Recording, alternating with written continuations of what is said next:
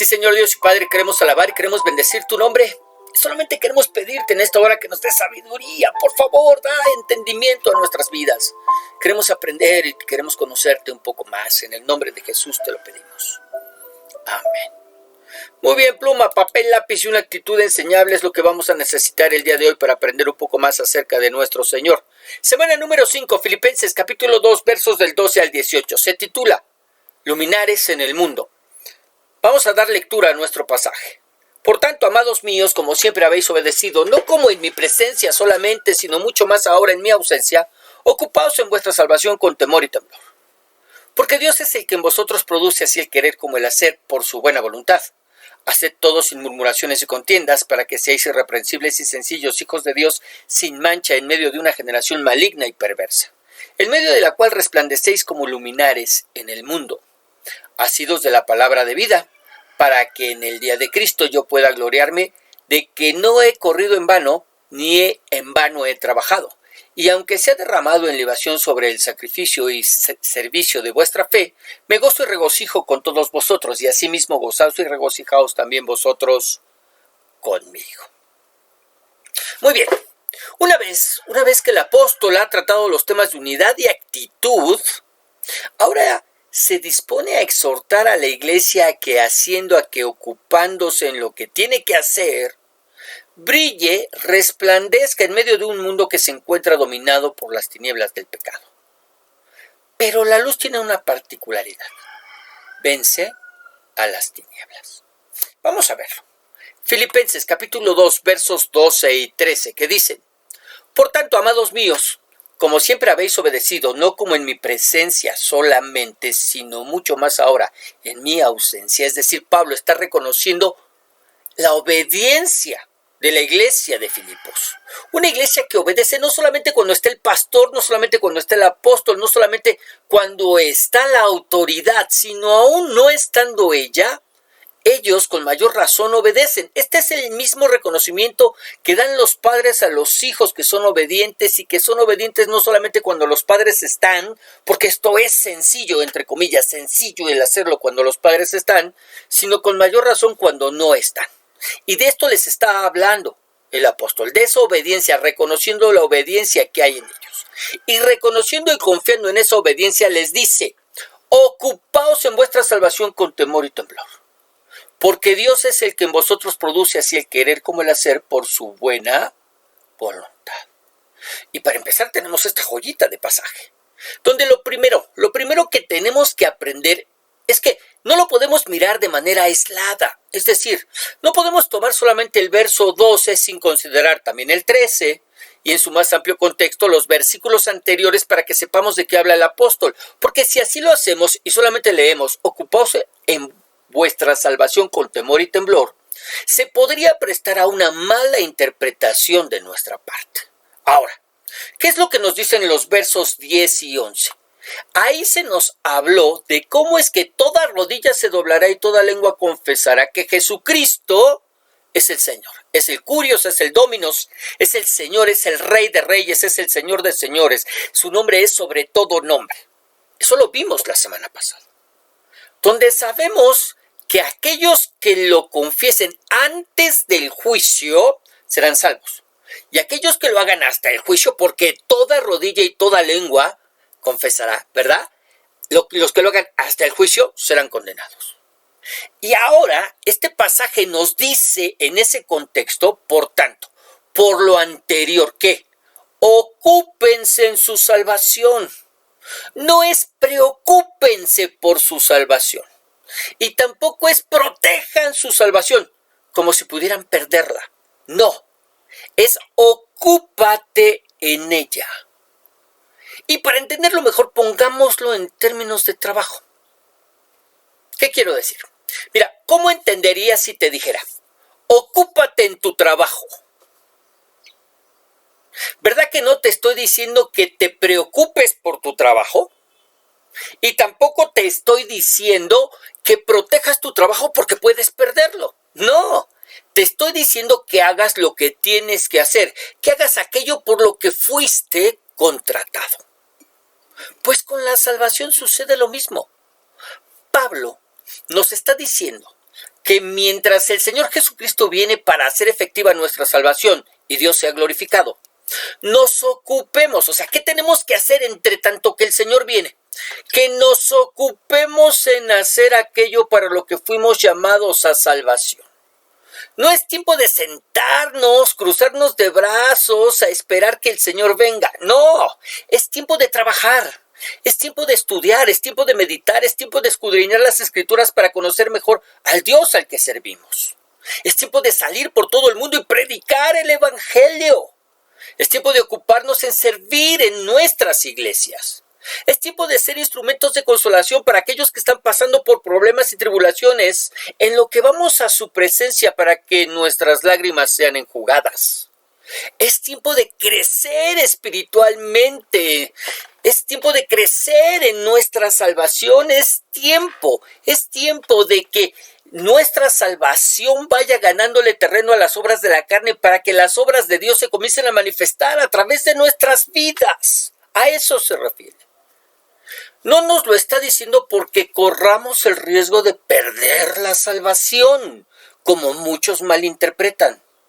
Porque el contexto no habla de eso. Porque no puedo perder, además, no puedo perder lo que no gané.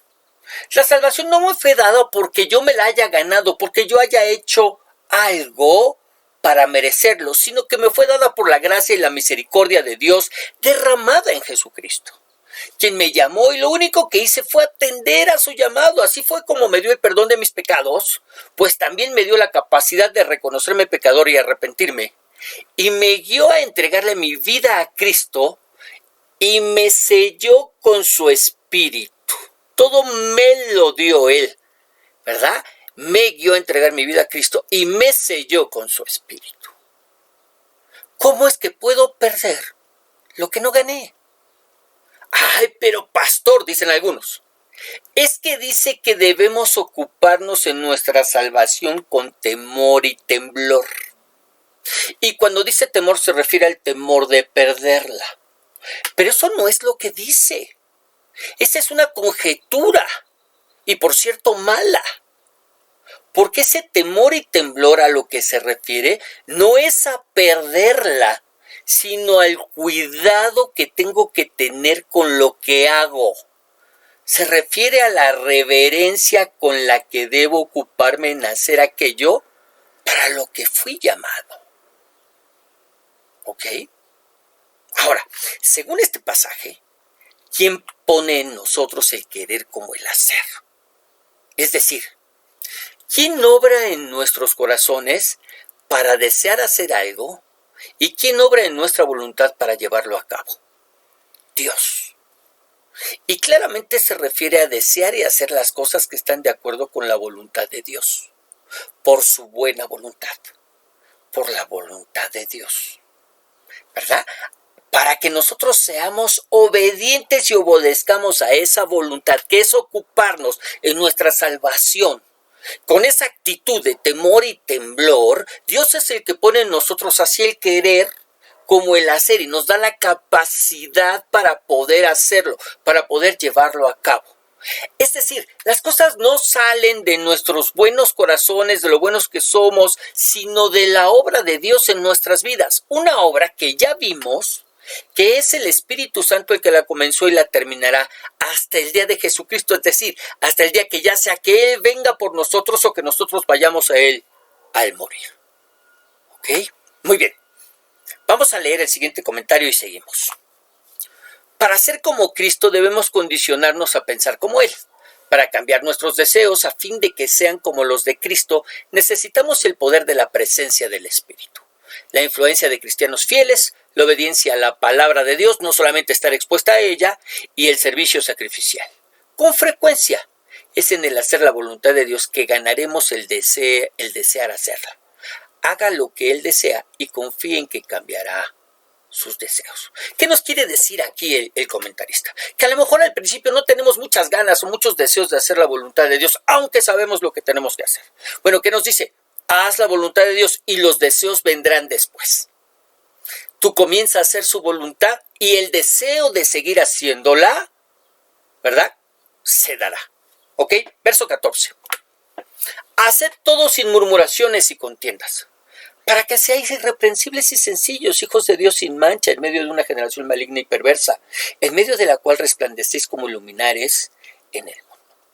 Es decir, ¿qué es lo que necesitamos mirar? Bueno, en términos generales, ¿no? Viéndolo desde afuera, nos encontramos en medio de una generación maligna y perversa, dominada por el maligno y dominada por la perversión. ¿Sí? La tergiversación, el tergiversar la verdad. A eso se refiere con perversa. Pervertimos la verdad. ¿Ok? Ahora, ¿cuál es el propósito de ocuparnos en nuestra salvación? Que al hacerlo, resplandeceremos en donde quiera que estemos. No importa si es en el trabajo o la escuela o el club, gimnasio o casa. Donde estemos, no podremos evitar distinguirnos de los demás si hacemos lo que tenemos que hacer. ¿Ok? Que además, deberíamos hacer sin murmuraciones y sin pleitos, sin peleas, sin discusiones. Es decir, que nuestro obedecer en el ocuparnos en nuestra salvación, no murmuremos de los que no lo hacen o de los que lo hacen de manera diferente a nosotros. ¿Por qué? Porque solemos querer imponer lo que hacemos y cómo lo hacemos a los demás. Es decir, me encanta imponerle a la gente lo que tiene que hacer y decirle además cómo tiene que hacerlo. Pero en lo que respecta a nuestra salvación, eso es cuestión de cada uno, esa es una cuestión individual. ¿Cuál es la finalidad de hacerlo así? Que no haya en nosotros nada en lo que nos reprendan, que no haya una sola mancha en nuestra limpieza espiritual y que podamos mantenernos sencillos. Es decir, no altaneros, no orgullosos, no soberbios por lo que estamos haciendo o no, por lo que hacemos o por lo que hemos dejado de hacer. Y es que no debería costarnos tanto trabajo distinguirnos cuando vivimos en medio de una generación que aborrece a Dios y que hace todo para ir en contra de Él. En medio de tanta oscuridad, hasta el más neófito, hasta el más nuevito, debería distinguirse. Pero ¿cuál debería ser la norma que regule nuestra conducta? Sí, está bien, ya entendí que Dios es el que pone en mí así el querer como el hacer.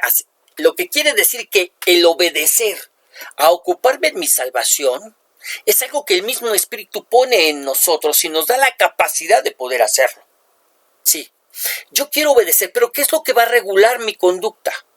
Porque si no hay algo que regule mi conducta, solemos irnos de un extremo al otro y caer en la religiosidad legalista que todo lo prohíbe. No hagas, no toques, no comas, no veas. Entonces, ¿cuál es la norma que nos guiará? Verso 16. Asidos de la palabra de vida, para que en el día de Cristo yo pueda gloriarme de que no he corrido en vano, ni en vano he trabajado. ¿Cómo es que hacemos todas las cosas? Tomados de las Escrituras. Es decir, obedecemos a Dios de acuerdo con lo que Dios nos dice en las Escrituras, en la palabra de vida. No seguimos ni obedecemos las ideas, las normas, las reglas de una religión o de un grupo de personas o del pastor, profeta o apóstol. No.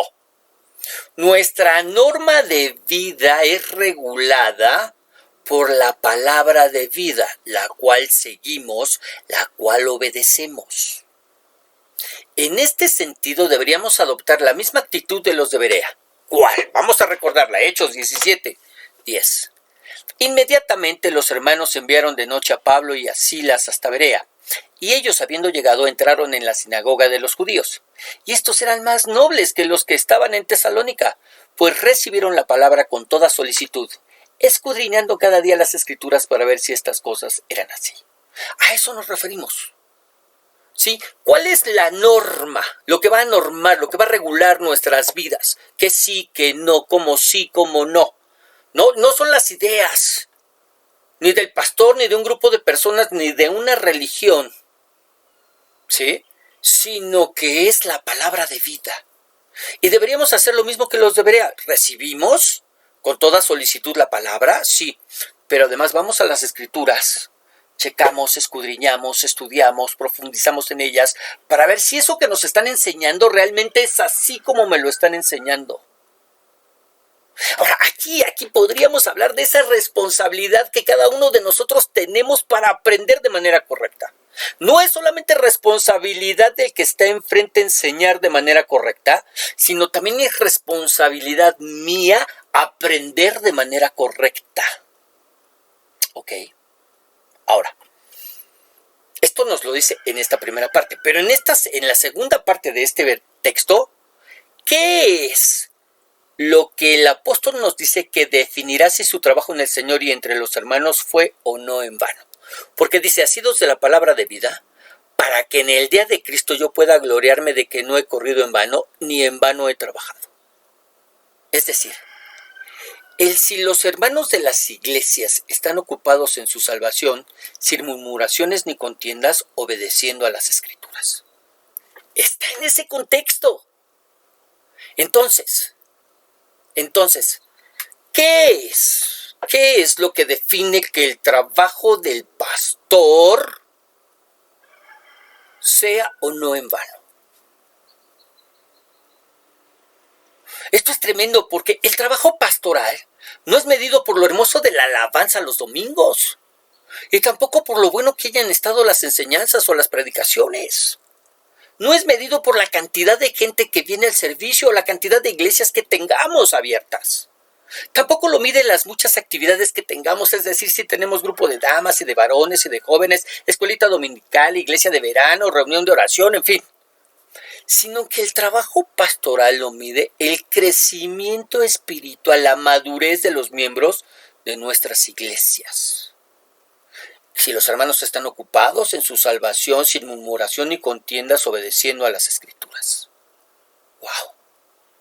Lo que quiere decir que si tenemos una iglesia pequeñita espiritualmente hablando, sin importar el número de iglesias y de miembros, si tenemos una iglesia pequeñita espiritualmente hablando, donde se les tenga que dar leche y no vianda, donde aún se batalle con los hermanos en las cuestiones de la carne, en la que existan pleitos, disensiones y divisiones, corremos el riesgo, como pastores, que nuestro trabajo con ellos haya sido en vano.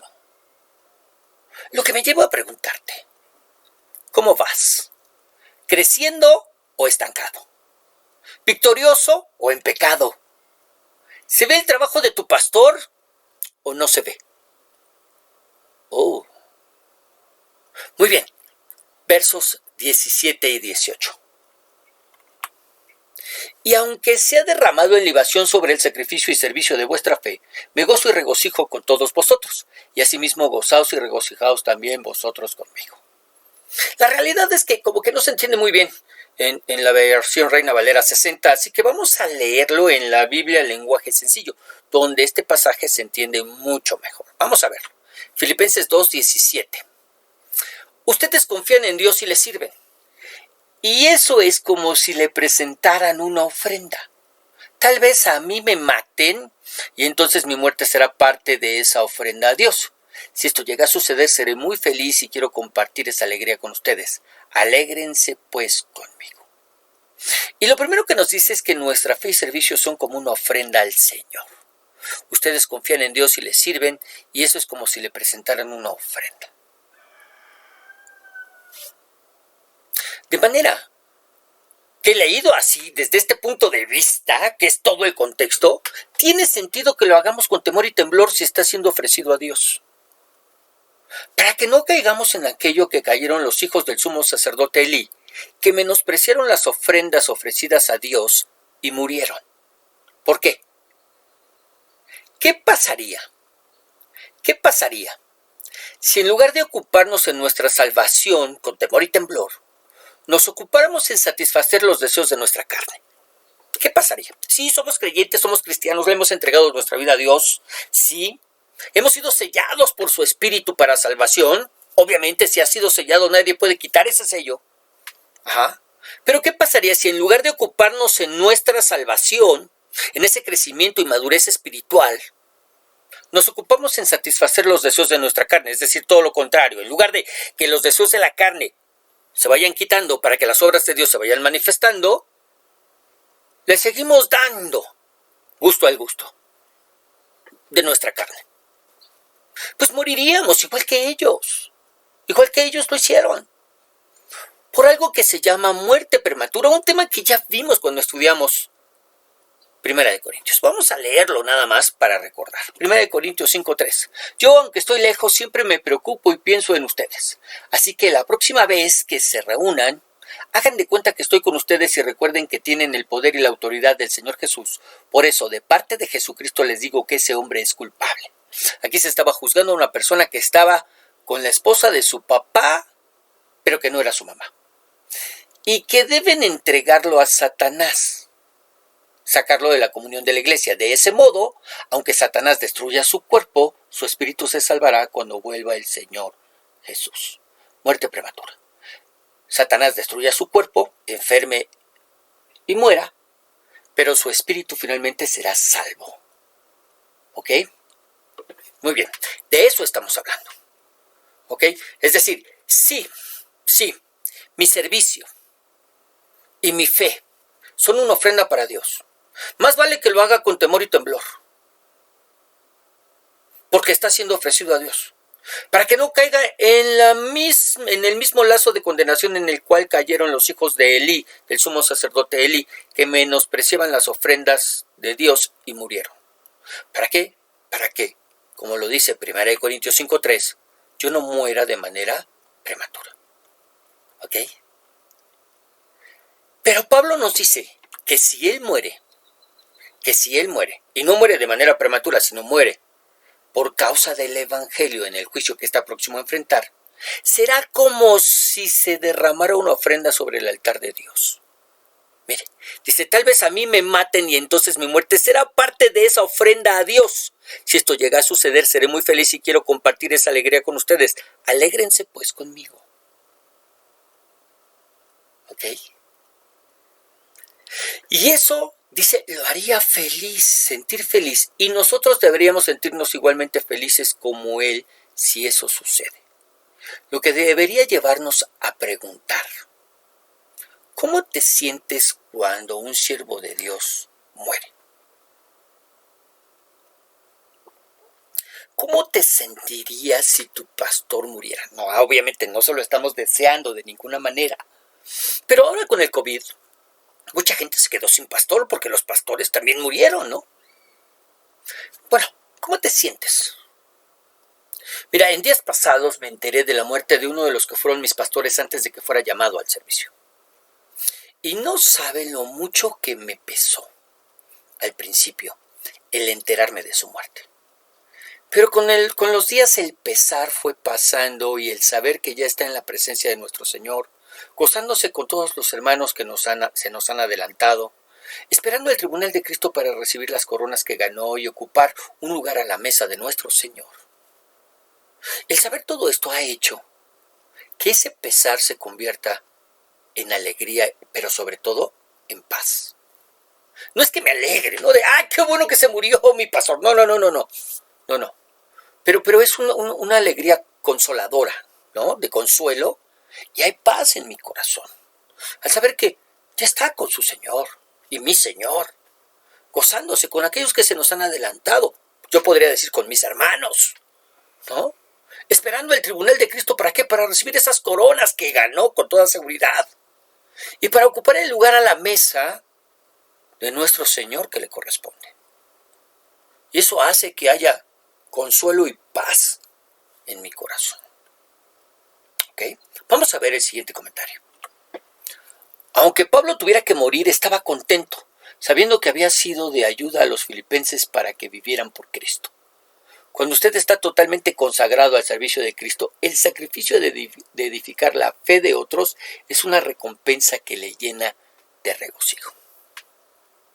Ahora, yo solamente espero que el día que tengamos que partir de este mundo, nuestra huella espiritual no desaparezca y otros se puedan gozar de la misma manera que Pablo les pide a los de Filipos que lo hagan por él.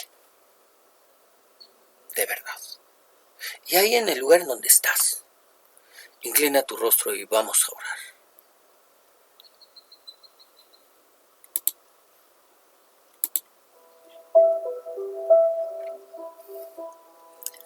Señor Dios y Padre, queremos darte gracias, Señor. Gracias porque nos has permitido tocar de una manera breve, sencilla, concisa, profunda este pasaje que está lleno de tanta enseñanza, de tanta revelación y de tanta controversia a veces entre nosotros como creyentes. Gracias porque hoy nos has hablado de qué es lo que deberíamos estar haciendo, en qué deberíamos estar ocupados. Y gracias porque también nos aseguras que el ocuparnos de ello es algo que tú pones en nosotros, así el querer como el hacer. Gracias, Dios. Gracias porque aún el trabajo de aquellos que son tus siervos se verá reflejado en nuestras vidas. No solamente el trabajo de la obra de tu Espíritu, sino el trabajo de ellos en nosotros. Y gracias, Señor, porque son instrumento en tu mano. En el nombre de Jesús, permite que podamos ser luminarias en medio de este mundo. Que de verdad, nuestra manera de obrar, de actuar, de pensar, la manera en que nos movemos y hacemos las cosas, puedan manifestar lo que verdaderamente somos. Hijos tuyos. Y esa luz de Jesús que brilla dentro de nosotros, en nuestros corazones, se pueda manifestar en medio de este mundo. En el nombre de Jesús, Señor, en el nombre de Jesús te lo pedimos. Amén, Dios. Y amén.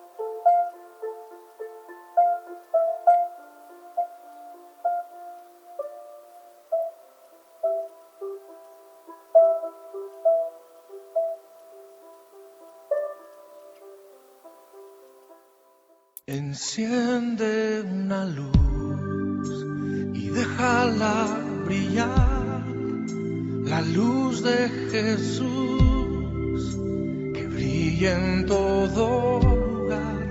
No la puedes esconder, no te puedes callar ante tal necesidad. Enciende una luz en la oscuridad.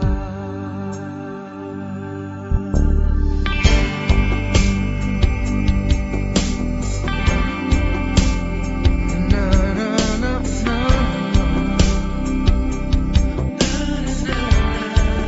Enciende una luz, déjala brillar, la luz de Jesús.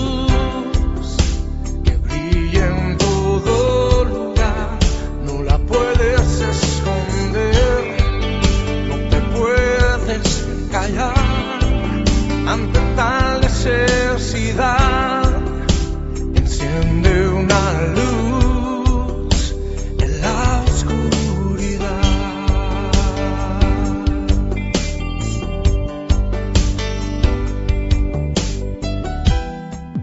¿Cómo pues invocará a aquel en el cual no han creído? ¿Cómo creerá en aquel de quien no han oído? ¿Y cómo oirá si nadie les predica? Hermosos son los pies de los que anuncian la paz, las buenas nuevas de Jesús. Enciende una luz y déjala brillar, la luz de Jesús que brilla en todo lugar. No la puedes esconder, no te puedes callar ante tal necesidad. Enciende